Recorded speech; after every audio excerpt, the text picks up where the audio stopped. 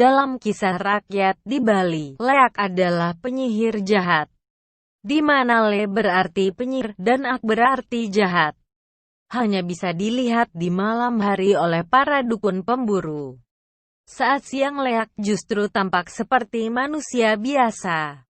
Dipercaya saat malam hari Leak ada di pemakaman untuk mengambil organ dalam jenazah yang dipakai sebagai ramuan sihir. Bahkan beberapa orang percaya kalau ramuan sihir itu bisa membuat Leak berubah jadi sosok hewan. Seramnya, Leak juga gemar mengambil organ manusia hidup. Karena itu saat di Bali, banyak wisatawan yang diharuskan untuk bersikap sopan di beberapa tempat yang dianggap keramat. TPU Jeruk Purut di Jakarta dipercaya memiliki sosok hantu yang menyeramkan. Disebutkan pada tahun 1986 ada sosok pastur tanpa kepala yang melintas di pemakaman yang mencari makamnya. Konon jika kamu ingin melihat pastur berkepala buntung ini harus datang ke Jeruk Purut dengan jumlah ganjil, sendiri atau bertiga. Berani mencoba?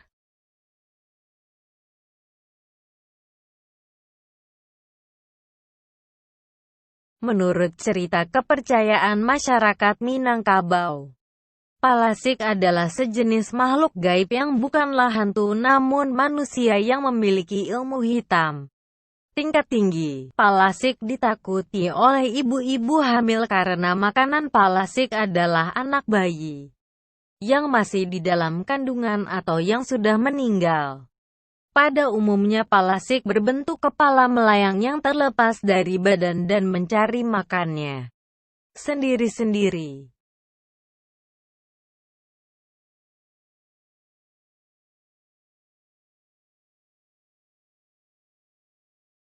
Tuyul adalah sosok hantu yang paling banyak tersebar di Indonesia, terutama Pulau Jawa.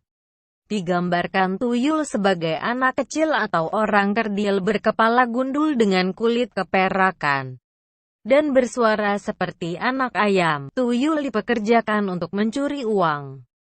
Namun sosok tuyul juga dipercaya terbentuk dari janin orang yang keguguran atau bayi yang mati saat lahir.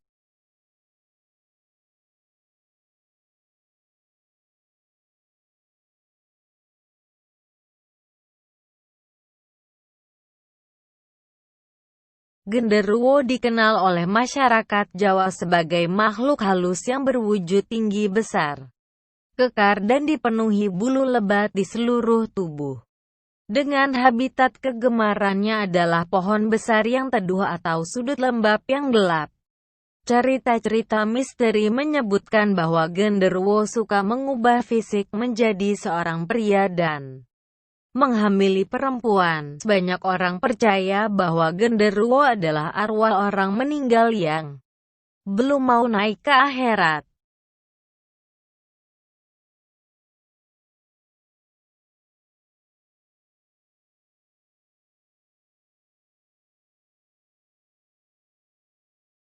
Istilah tradisi Jawa menyebutkan bahwa Wewe Gombel adalah roh jahat alias hantu yang suka menculik anak-anak yang ditelantarkan dan diabaikan orang tuanya. Cerita menyebutkan bahwa Wewe Gombel adalah roh seorang wanita yang meninggal bunuh diri lantaran dikejar masyarakat yang menuduhnya membunuh sang suami yang berselingkuh. Cerita lain menyebutkan bahwa kejadian ini sering terjadi di kawasan Gombel, Semarang. Ciri khas sosok ini adalah bentuk buah dadanya yang besar dan menjumbai panjang.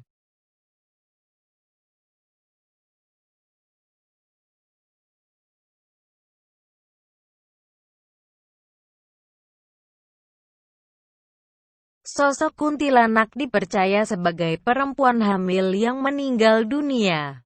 Dalam kisah rakyat Melayu, kuntilanak digambarkan sebagai perempuan cantik yang sering muncul bersamaan dengan bau harum bunga Kamboja. Kuntilanak konon menyukai pohon tertentu sebagai tempat bersemayam seperti pohon waru yang condong ke samping. Warudoyong, kuntilanak sering disebutkan mengganggu wanita hamil dan bayi. Masyarakat Indonesia percaya menangkal kuntilanak bisa menancapkan paku di bagian ubun-ubunnya.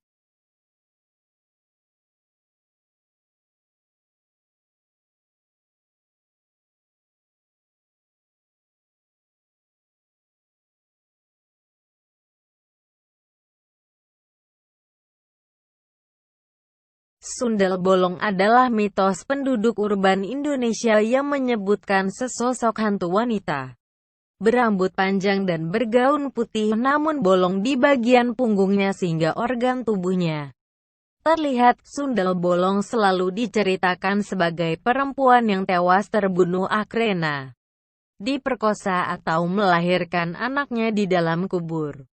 Sosok ini paling melekat berkat penampilan Suzana dalam film-film horor era tahun 80-an.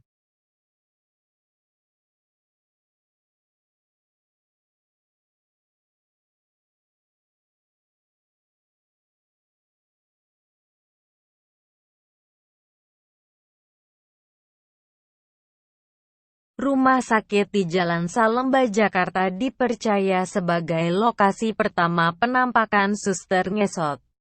Suster ngesot memang seringkali diakui terlihat di lorong rumah sakit. Sosok suster ini terjadi lantaran diperkosa oleh seorang pria yang akhirnya dia dibunuh dengan bagian kaki yang dilukai parah sehingga sosok hantunya menjadi suster yang ngesot karena tidak bisa berjalan. Membayangkan saja cukup mengerikan.